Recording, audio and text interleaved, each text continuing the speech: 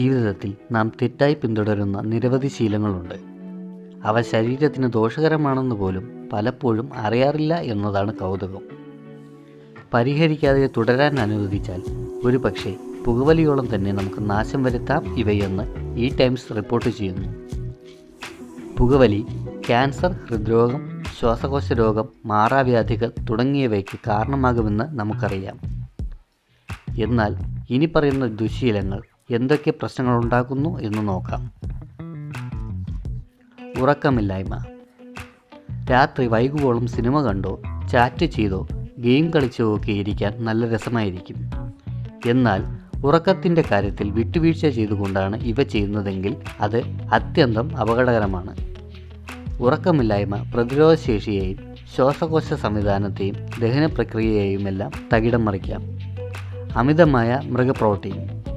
Cheese, മാംസം തുടങ്ങി മൃഗങ്ങളിൽ നിന്ന് ലഭ്യമായ പ്രോട്ടീൻ അമിതമായി കഴിക്കുന്നത് ശരീരത്തിൽ അർബുദ വളർച്ചയ്ക്ക് കാരണമാകാം. IGF-1 എന്ന ഹോർമോണാണ് ഇതിന് കാരണമാകുന്നത്. പുകവലിക്ക് തുല്യമായ അപകട സാധ്യത ഇതുണ്ടാക്കുന്നു. ഇതിന് പകരം ബീൻസ് പോലെ പ്രോട്ടീൻ്റെ സസ്യസ്രോതസ്സുകൾ ഭക്ഷണത്തിൽ ഉൾപ്പെടുത്തണം. ദീർഘനേരമുള്ള ഇരിപ്പ്. ദീർഘനേരം ശരീരമനങ്ങാതെ ഇരിക്കുന്നത് പുകവലിക്ക് തുല്യമായ പ്രശ്നങ്ങൾ ശരീരത്തിലുണ്ടാക്കും. ശ്വാസകോശ അർബുദം, സ്തനാർബുദം, കോളോൺ ക്യാൻസർ എന്നിവയുമായെല്ലാം ദീർഘനേരത്തെ ഇരിപ്പ് ബന്ധപ്പെട്ടിരിക്കുന്നു. ഒറ്റയ്ക്കിരിക്കൽ.